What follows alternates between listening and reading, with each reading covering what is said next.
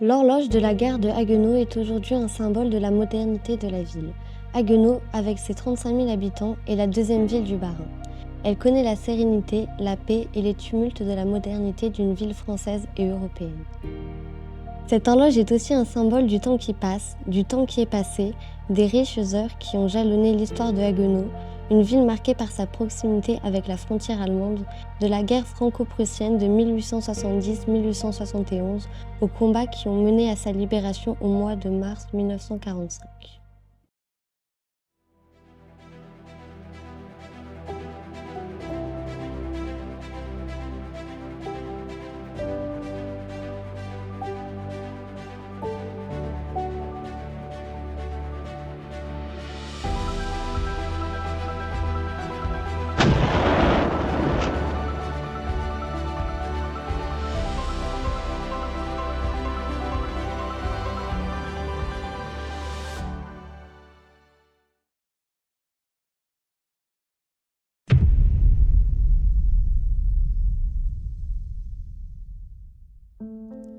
Au lendemain de l'armistice, l'Alsace-Moselle retourne à la France après 47 années de séparation. Le 26 novembre 1918, le général Gérard, à la tête de ses troupes, entre à Haguenau. Haguenau redevient française. L'entre-deux-guerres est une période compliquée pour les Alsaciens qui avaient partagé le sort des Allemands. Les Alsaciens doivent apprendre à redevenir français. La langue française s'impose à nouveau dans les démarches de la vie quotidienne. Les Allemands, qui s'étaient installés en Alsace, sont expulsés. L'entre-deux-guerres voit aussi la construction de la ligne Maginot. Entre 1929 et 1934, au nord de Haguenau, le long de la frontière avec l'Allemagne, l'armée française construit une série d'ouvrages de fortification. Le Horwald, le Schonenbourg ou encore le four à chaux doivent protéger le pays de toute nouvelle agression allemande. Le 3 septembre 1939, alors que la Pologne est envahie, la France et la Grande-Bretagne déclarent la guerre à l'Allemagne. La paix n'aura duré qu'à peine 20 ans. Haguenau connaît alors les dangers liés à sa situation géographique à proximité de la frontière. Après la déclaration de guerre, les nombreux Haguenoviens décident de gagner provisoirement l'intérieur de la France, partageant ainsi le sort des habitants des villages alsaciens situés à proximité de la frontière. Après la défaite de 1940, Haguenau redevient allemande et intègre la Gau Oberrhein, dirigée par le Gauleiter Robert Wagner. Les Haguenoviens sont à nouveau germanisés. À partir du printemps 1942, la décision d'introduire le service militaire obligatoire en Alsace-Moselle fait de nombreux jeunes Haguenoviens des malgré-nous, des enrôlés de force de la Wehrmacht qui sont contraints de se battre pour le Troisième Reich. La réussite du débarquement allié en Normandie, le 6 juin 1944, et la libération progressive du territoire français au cours de l'été et de l'automne 1944 laissent entrevoir une libération prochaine de Haguenau et de sa région.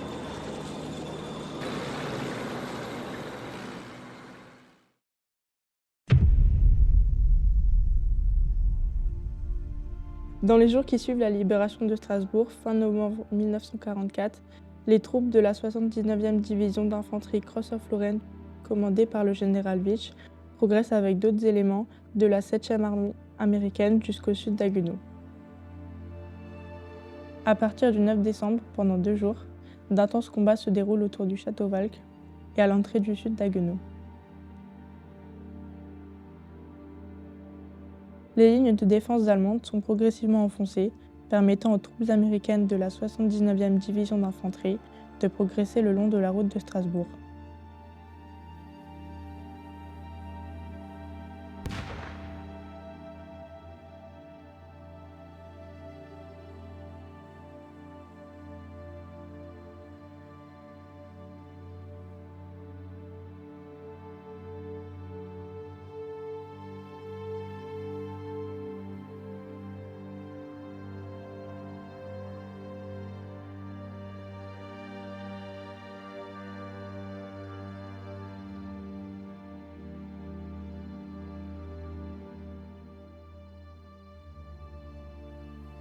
Le 10 décembre, les Allemands occupent encore le centre-ville. Les combats se concentrent alors autour de la gare, du triage et du parc de la ville, sous un feu nourri d'artillerie. Le lendemain, les fantassins américains entrent dans Haguenau sans rencontrer de résistance les Allemands ayant fui la veille.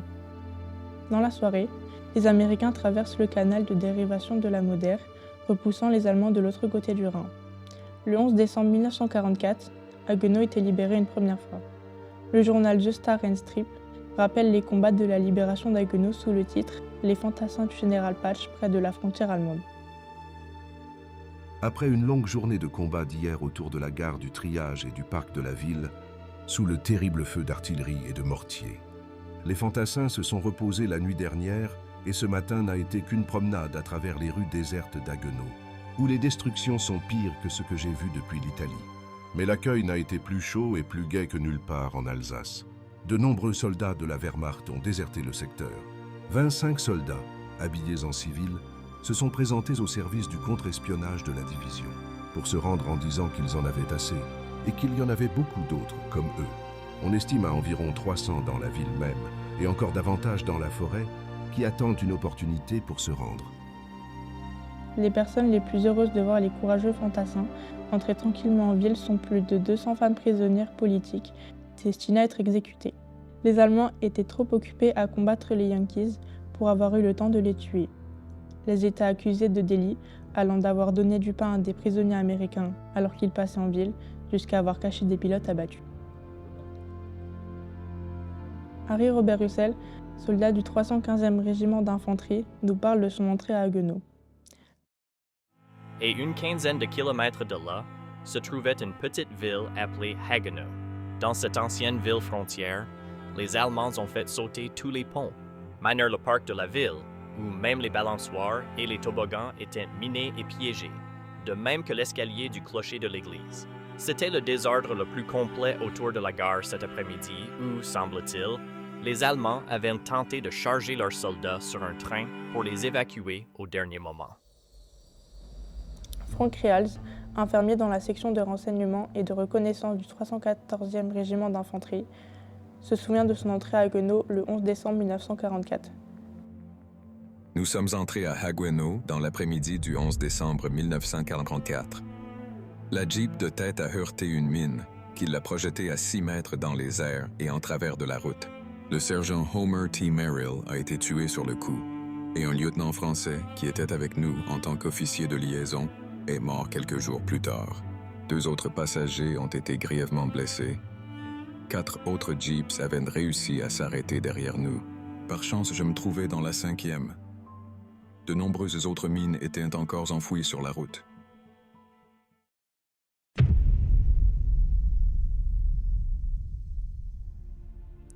Après la libération de Haguenau, les troupes américaines progressent au nord jusqu'à la frontière.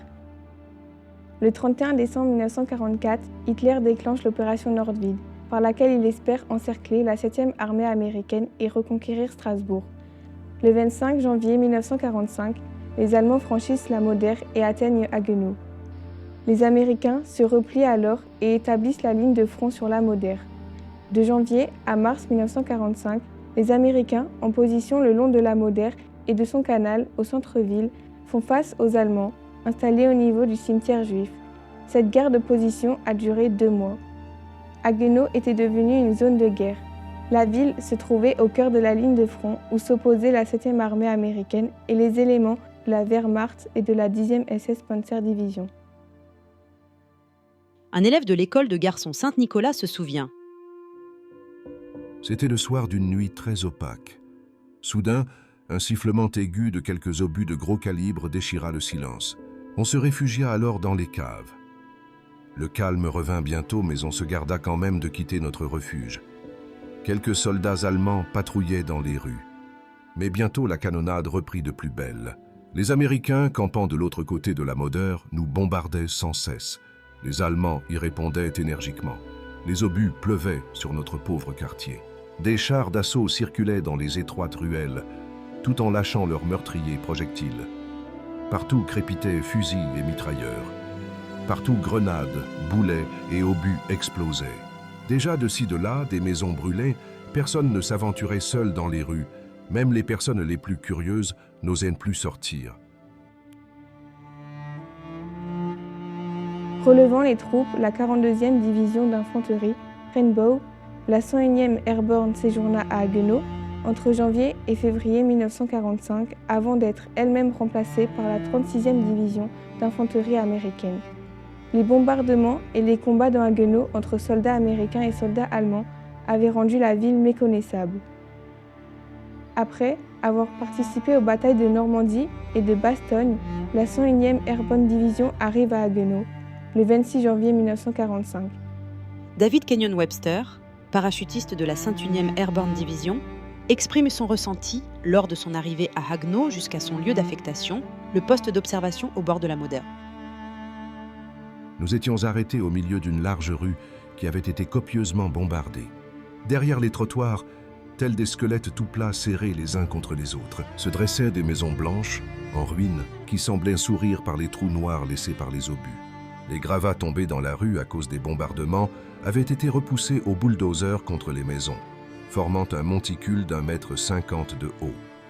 Émergeant des ruines à intervalles réguliers, des poteaux téléphoniques en béton lançaient vers le ciel leurs câbles électriques noirs comme de grosses lignes de pêche. La chaussée de pavés était criblée de cratères remplis d'eau, brillant dans l'obscurité. Par rapport à notre position, se dressait une maison blanche fantomatique, aussi haute et carrée qu'une bouteille de gin Gordon's. Sa toiture n'était plus qu'une masse inégale de plaques d'ardoises bouleversées et de trous d'obus de mortier. Des obus de gros calibre avaient perforé sa façade d'autres trous et fait voler en éclats toutes les fenêtres. La Moder devient le théâtre d'opération de cette division. Fréquemment, des patrouilles et des incursions étaient organisées en territoire ennemi. L'objectif était de progresser à travers les champs de mines et de capturer les soldats allemands. Dans la nuit du 31 janvier au 1er février 1945, les hommes de la 101e prennent part à l'opération Oscar, dont l'objectif était de franchir la Moder, de progresser en territoire ennemi et de faire des prisonniers. Avant le lever du jour, les objectifs définis sont réalisés. À 5 h du matin, les éléments de la 101e se replient sur la Moder, en ayant capturé 2 officiers et une trentaine de soldats allemands. Pendant cette opération, les GIs de la 101e sont accrochés par des troupes allemandes. Les soldats Philippe Nichols et Joe Seni évacuent les blessés en traversant la Moder à plusieurs reprises. 5 hommes sont tués, 8 hommes sont blessés et 3 d'entre eux sont portés disparus. Après le retour d'une patrouille du côté allemand, David Webster raconte le destin tragique d'Eugene Edward Jackson. Une salve d'obus explosa près de la route et un petit homme de la compagnie de commandement, qui avait été blessé à la tête par un éclat de grenade, a hurlé de douleur et de terreur. « Tuez-moi, tuez-moi, que quelqu'un me tue !»« Oh mon Dieu, je ne peux pas supporter ça !» Il se mit à pleurer. Le visage couvert de sang, le petit homme donnait des coups de pied, se tortillait et sanglotait bruyamment. Le regarder était presque au-dessus de mes forces. « De la morphine, ai-je dit ? Donnez-lui de la morphine !» Lorsque la voix fut dégagée, l'infirmière prit l'avant du brancard et l'autre infirmier l'arrière. Ils le soulevèrent tout doucement et s'en allèrent. Notre pièce donnait l'impression d'être aussi vide qu'une boîte de nuit après le départ de tous les invités à une grande et bruyante fête. Nous parvenions même à entendre le tremblotement de la flamme de notre lampe, où nous l'imaginions tellement tout était tranquille. Au cours de leur séjour dans la région de Haguenau, la 101e Airborne a capturé environ 80 Allemands. La 101e quitte le front entre le 23 et le 25 février, relevée par la 36e division d'infanterie.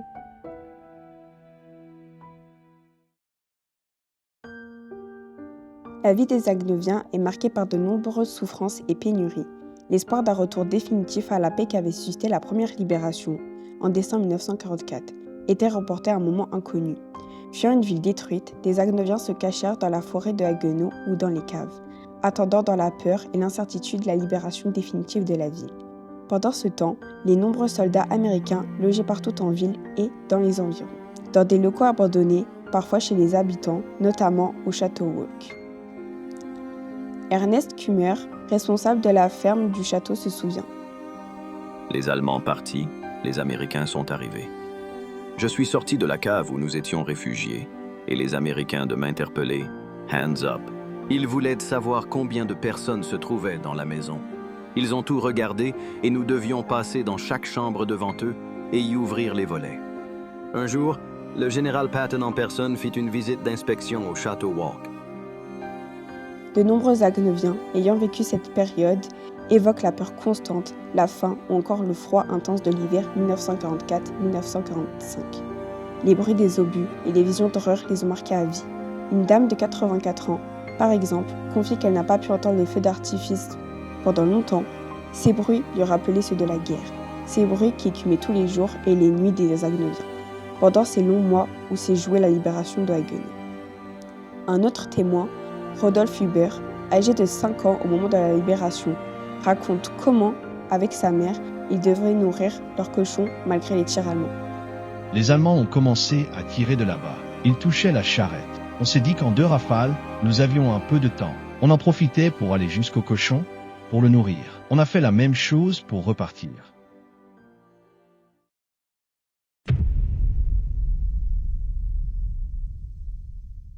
Le 14 mars 1945, l'opération Undertone est déclenchée. L'objectif de cette opération est de reconquérir et de sécuriser la rive occidentale du Rhin et le secteur entre Saarbrück et Haguenau afin d'encercler et de faire plier la Wehrmacht.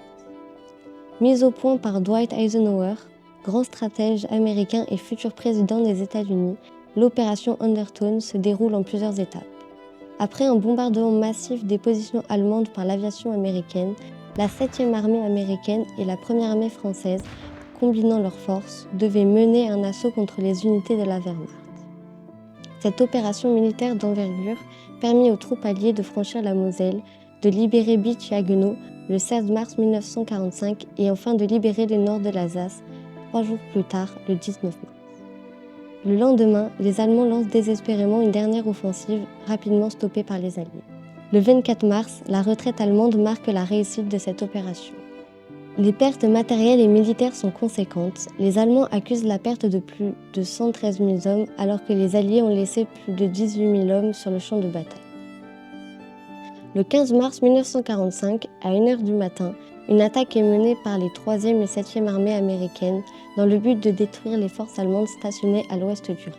Des éléments de la 36e division d'infanterie américaine traversent le canal à l'aide de canons pneumatiques et de ponts Bailey. Cette division américaine, présente à Haguenau depuis la fin du mois de février 1945, est chargée de briser la ligne de défense allemande le long de la Moder afin de permettre à la 14e division blindée de progresser en direction de la frontière et du nord de l'Alsace. Les Allemands comprennent qu'ils ne peuvent plus tenir Haguenau. Le 16 mars 1945, au soir, Haguenau, dernière grande ville de France, était libérée. Créée en 1917, la 36e division d'infanterie américaine, surnommée Texas Division, était composée principalement de soldats de la garde nationale du Texas. Réactivée en 1940, elle est engagée en 1943 et 1944 en Italie au cours du débarquement allié à Salerne et lors de la bataille du Monte Cassino. Les troupes de la 36e division d'infanterie débarquent en Provence au mois d'août 1944 et libèrent le sud de la France avant de remonter jusqu'en Alsace.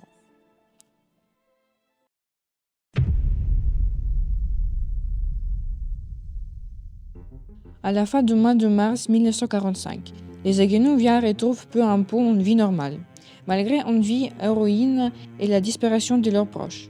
Les bombardements et les combats de 1944-1945 avaient fait près de 80 victimes permis à la population et avaient détruit près de 2500 immeubles.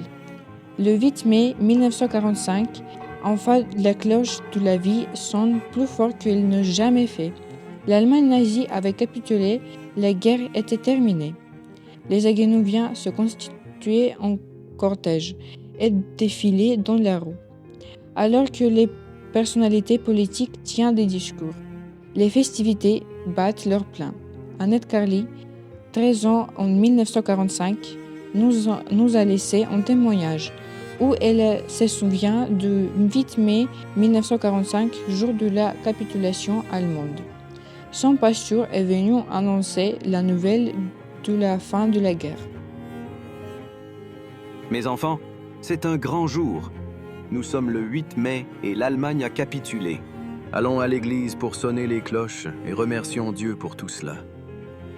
Ce retour à la paix passe aussi par les célébrations de la fête nationale et de la victoire du 14 juillet 1945. Ces moments revêtent une importance toute particulière pour les Haguenoviens. Georges Frick, alors adolescent, nous le rapporte. Le 14 juillet 1945 fut une fête mémorable. Un monde était mort, un autre s'était mis en place. Un défilé est organisé dans la ville. Les pancartes où l'on pouvait lire « Vive les Alliés » et les drapeaux français fièrement décorés de croix lorraine, symbole de la résistance et des forces françaises libres, décorent les rues de Haguenau. Les femmes vêtues du costume traditionnel alsacien accompagnent les chars représentant les différents villages de la région de Haguenau. L'heure est à la joie de redevenir français, de revenir à la paix après les tragiques années de guerre. Le maire de Haguenau, Désiré Wundt, exprime sa fierté d'être devenu français après 5 ans passés sous le joug de l'Allemagne nazie. De nouveau, nous avons le droit de montrer ouvertement notre joie d'appartenir à ce pays, où la liberté des peuples a pris sa naissance et auquel nos pères s'étaient donnés de tout cœur lors de la Grande Révolution. Vive la France! Un an plus tard, le 14 juillet 1946, Haguenau célèbre par des défilés et des cérémonies commémoratives le premier anniversaire de sa libération. L'heure est alors à la reconstruction. Des monuments historiques de Haguenau, endommagés au cours de la libération, tels que l'église Saint-Georges, dont une grande partie du toit avait été soufflée par des explosions, devaient être construits. Le réservoir d'eau de la gare est en ruine, tout comme le pont de la Modère. Petit à petit, Haguenau se reconstruit pour devenir cette ville alsacienne qui a retrouvé sa quiétude.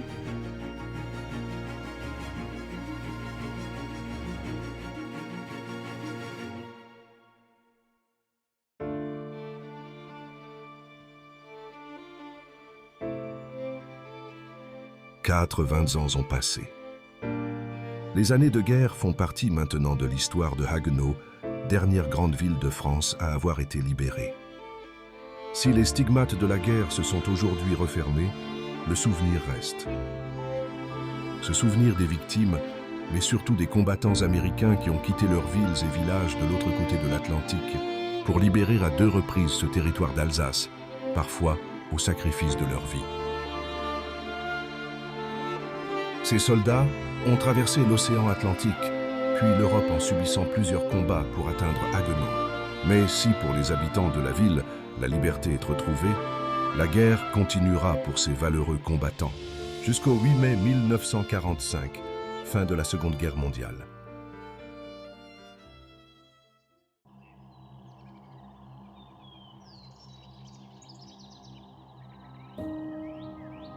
On estime à 300 000 soldats américains tombés lors du dernier conflit mondial.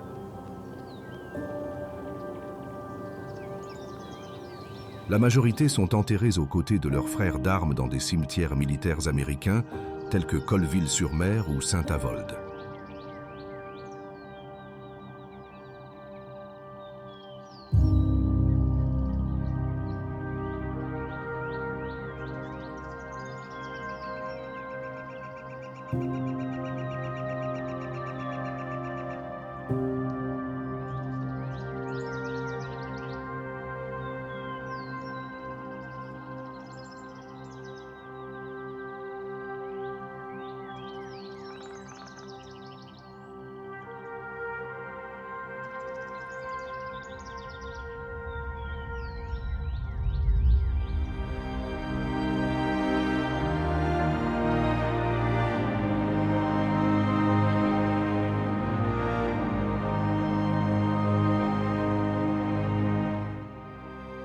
Ici, nous et tous ceux qui vivront désormais en liberté, nous nous souviendrons que nous avons une dette envers ces hommes et leurs camarades, que nous devons payer avec gratitude pour leur sacrifice et avec la ferme résolution que la cause pour laquelle ils sont morts perdurera.